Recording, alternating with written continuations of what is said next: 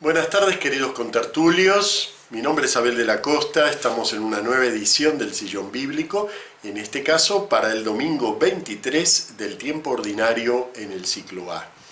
Y nos toca un evangelio muy difícil. Exegéticamente es uno de los evangelios que, cuando vamos a comparar en la bibliografía, nos encontramos con una dispersión tremenda en la interpretación.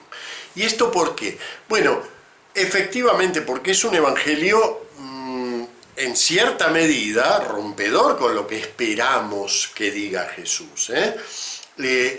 Vamos a tomar una sola frase ahora, ¿no? Y nos dice, nos habla de la corrección fraterna y nos dice, si no le hace caso, díselo a la comunidad, y si no hace caso ni siquiera a la comunidad, considéralo como un pagano o un publicano. Y claro, eso a uno no le encaja bien con la tradición de Jesús, ¿no? No era que precisamente aquellos que estaban excluidos del mundo, de la comunidad de Israel, de la comunidad de Dios, del acceso al perdón, del contacto con ellos, no eran precisamente los preferentes. Y entonces, ¿qué hace aquí tomando como término de un proceso de exclusión de la comunidad? Precisamente esas dos palabras, ¿no? Considéralo como un pagano o un publicano. Ese es un aspecto. Y el otro, que también nos puede llamar la atención, es que este texto, que debo decir que lamentablemente en la liturgia lo leemos aislado, es una verdadera pena porque es más chocante y mucho más sugerente cuando lo leemos en su contexto. ¿Cuál es el contexto de este texto? Bueno, nos dice, ¿qué os parece si un hombre tiene 100 ovejas y se le descarría una de ellas? ¿No dejará en los montes? Es la parábola de la oveja perdida. Inmediatamente termina la parábola y dice, si tu hermano llega a pecar, vete y repréndele. Empieza nuestro texto. Pero inmediatamente después de la oveja perdida, que plantea una especie de perdón en donde yo tengo que no solo perdonar, sino además salir a buscar al pecador. Y cuando termina este texto de la corrección fraterna, viene la pregunta de Pedro, Señor, ¿cuántas veces tengo que perdonar? Claro, es una pregunta bastante lógica frente a si no te hace caso a ti, llama a dos, si no te hacen caso a los dos, díselo a la comunidad. Entonces yo voy contando pasos, ¿no? Bueno, ¿cuándo puedo darle la patadita a mi hermano? Y entonces la respuesta de Jesús es, no te digo hasta 7 veces, sino hasta 70 veces 7. O sea que nuevamente parece como si contradijera lo que acaba de decir. Bueno, esto es un rompedero de cabeza exegético, ¿eh? No se crean que solo a nosotros ahora nos parece raro. No, es un rompedero de cabeza exegético. Y hay, bueno, muchas respuestas en torno a esto. Está desde la respuesta, podríamos llamar, del sinsentido. Es decir, bueno, Mateo recogió aquí una tradición que él pensaba que venía de Jesús y la encajó donde mejor pudo. Así lo dice literalmente un exegeta, la encajó donde mejor pudo. Y donde mejor pudo fue ponerla en contraste con el perdón absoluto de la oveja perdida y de las 70 veces 7. Bueno, algo de cierto tiene esto, es decir, efectivamente San Mateo no es que no se va inventando fragmentos, va recogiendo tradiciones en torno a las palabras del Señor y las va organizando en conjuntos coherentes. Como todos ya sabemos, esto no es una grabación de lo que dijo Jesús, no es que en la secuencia en que nosotros lo tenemos es la secuencia en que lo dijo, pero confiamos en que los evangelios han sido sustancialmente, digamos, fieles en recoger esa tradición del Señor. Entonces, sí, es cierto, y efectivamente lo puso donde, pero no le dio sentido.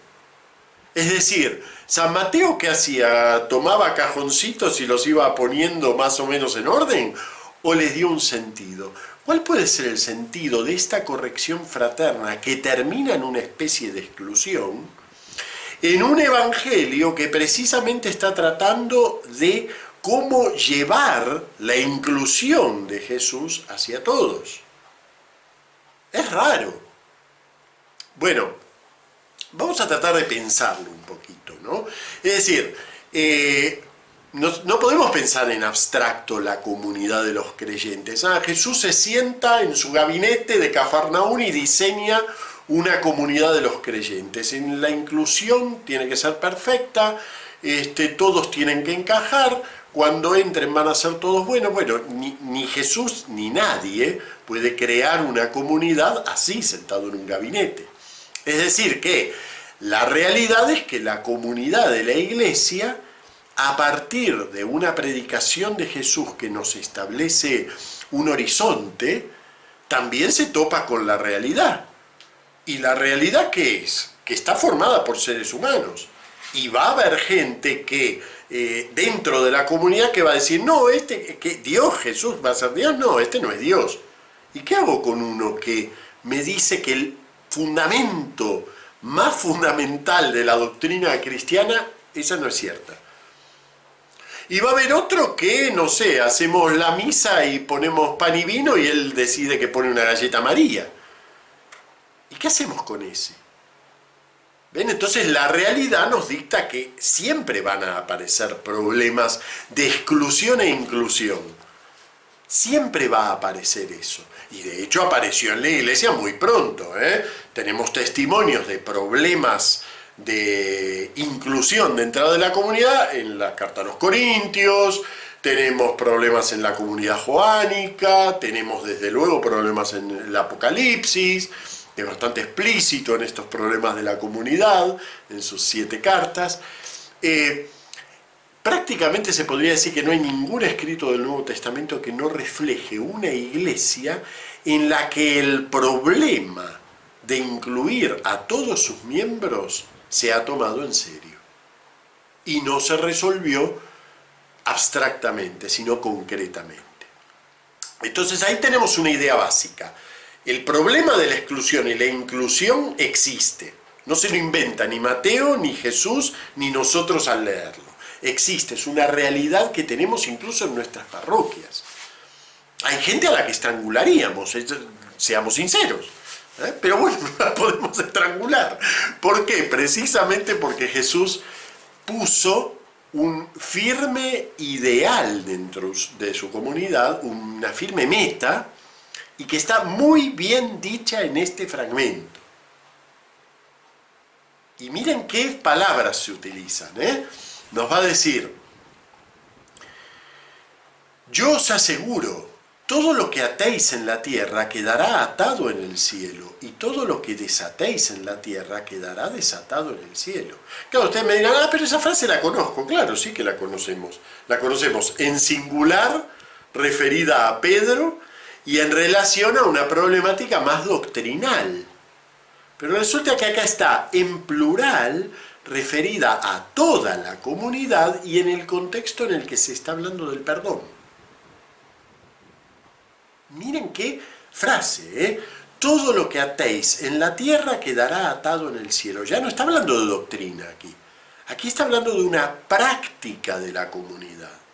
Y una práctica que evidentemente tiene que ver, por el contexto en el que esto se inserta, con el perdón. Entonces, digamos, hay un primer objetivo de la comunidad cristiana que lo establece Jesús desde el principio. Su comunidad, su grupo, su gente, es una comunidad de perdón. Y en eso es firme. ¿Cuántas veces tengo que perdonar? ¿1, 10, 50? 70 veces 7. O sea que no te alcanza la vida para terminar de perdonar a la misma persona, por la misma cosa. Entonces, la comunidad cristiana marcha hacia el perdón. Pero no solo marcha hacia el perdón, porque es muy lindo lo de atribuirse, digamos, ser el objeto del perdón. Gracias, Señor, tú me has perdonado. No, yo te he perdonado, pero sobre la base de perdona nuestras ofensas, como también nosotros perdonamos a los que nos ofenden. Yo te he perdonado así, y el que no perdona no será perdonado. Y hay varios ejemplos dentro de todos los evangelios en donde Jesús vincula su perdón no en la medida de una transacción. Yo te doy 5 gramos de perdón, entonces tú das 10 y entonces yo te repongo 15. No, no se trata de transacciones. Se trata de que el perdón me constituye no solo en objeto de perdón, sino también en sujeto. Entonces, ese es el lugar al que se dirige la comunidad. Ahora bien, en el camino de esa dirección, resulta que me voy a encontrar con aquel que va a entender ese perdón como una especie de viva la pepa. Y lo podemos constatar en la historia de la Iglesia. Lo podemos constatar en nuestras parroquias. Lo podemos constatar en nuestro entorno. Aquel que entiende que el perdón significa puedo hacer lo que quiero. A veces nos pasa en un grupo de catequesis, decimos, bueno, si nos ponemos un poquito de mano firme, los niños se nos suben a la cabeza. Claro, pero pareciera como que la mano firme está reñida con el tema del perdón. Bueno, no, en realidad no. En realidad no. El perdón es el gran objetivo, el gran lugar al que se dirige la vida cristiana. Y en eso somos diferentes del mundo. Porque el mundo no se dirige al perdón. En realidad, el perdón que nos da el mundo, no sabemos si es eficaz. Porque lo único que hace es sanar una relación horizontal. Yo ofendí al otro, el otro me perdonó. Y bueno, pero en realidad no me queda muy claro si ese perdón tiene eficacia, si tiene un valor que vaya más allá de esta circunstancia. Pero en cambio, Jesús está diciendo, el perdón que ustedes den, ata y desata en el cielo. Eso es mucho, ata y desata en el cielo. Así como Pedro ata y desata cada vez que, digamos, establece un suelo doctrinal para todos, así también el perdón de cada uno de nosotros en la comunidad ata y desata en el cielo. Eso es muchísimo. Entonces, ahí tenemos el horizonte de la comunidad. El horizonte es marchar hacia el perdón, pero en el camino nos encontramos con aquel que no quiere ser perdonado, que no le interesa, que lo entiende como un viva la pepa, que le da lo mismo, o que quiere armar la comunidad desde su propio yo, desde su propio ego. ¿Y qué hacemos en ese caso? Bueno, ven, el fragmento establece un procedimiento que a lo largo de la historia obviamente no solo fue variando, es que tiene que ir variando porque las comunidades van cambiando. Además esto tiene un sentido en una comunidad muy pequeña. Prácticamente San Benito, cuando organiza en la regla de la comunidad sus monasterios, prácticamente toma esto como modelo de la corrección fraterna, pero no es lo mismo hablar de 100 monjes que hablar de una iglesia con millones y millones de cristianos. Entonces, no es lo práctico el asunto, sino que se establece un camino en el cual ese perdón se va ofreciendo y va siendo rechazado. Se va ofreciendo y va siendo rechazado. ¿Y cuál es el último paso? ¿Dónde terminan las 70 veces 7? Y aquí viene, yo creo que la trampa exegética del fragmento, ¿no? Termina así con la exclusión del malvado. Porque además ha demostrado su malicia, en cada una de las instancias ha demostrado su malicia. Termina con la exclusión del malvado, pero resulta que esa inclusión lo vuelve a ser objeto de la mayor misericordia de Dios, porque lo convierte en publicano. Y por lo tanto lo convierte nuevamente en aquel al que yo tengo que salir a buscar. Es decir, que el ideal de Jesús es un perdón que se vuelve un círculo de perdón. Busco tu perdón. Si lo rechazas, finalmente busco a ese que rechaza el perdón. ¿Ven? Entonces se vuelve un círculo. Ahí están las 70 veces 7 de las que habla Jesús. Y fíjense qué maravilla el planteo cuando lo leemos realmente centrado en el contexto en el que está. Que está hablando de perdón y de inclusión, no de no perdón y de exclusión. Lamentablemente, este fragmento ha adquirido, quizás gracias a la propia liturgia que lo aísla, ¿no? Ha adquirido una especie de vida independiente. Y entonces, claro, cuando se quiere justificar la mano fácil de algunos que dentro de la iglesia piden siempre, ¿vieron cómo existe en el mundo que cuando una serie nos molesta queremos que cancelen el canal, cuando un libro nos molesta a que esa mentalidad mundana de ir cerrando puertas hasta que nada nos moleste, cerrarle la cuenta al otro de Twitter y cancelarle y ponerle el candado, ¿no? Cuando nadie nos moleste, entonces seremos felices. Es una mentalidad mundana. Lamentablemente en la iglesia hay muchos, no uno o dos, católicos que creen que el catolicismo consiste en eso, en ir cerrando puertas hasta que todos seamos los mejores católicos del planeta, dos, ¿no? Pero los mejores. Lo bueno si breve, ¿no? Bueno, no, es exactamente lo contrario, porque el ideal de Jesús es una comunidad de perdón, no es una comunidad de no perdón, es una comunidad de inclusión, no de exclusión. Y cuando tenemos que excluir, porque a veces ocurre, lo hacemos en medio del dolor de la pérdida. Y ese dolor de la pérdida constituye de nuevo al otro en objeto de esa evangelización. Y esto termina con una preciosa garantía de Jesús, que a veces, nuevamente, también la independizamos y la circunscribimos a la oración en general, a pedir que se acabe el coronavirus. Pero esto está metido en el contexto del perdón.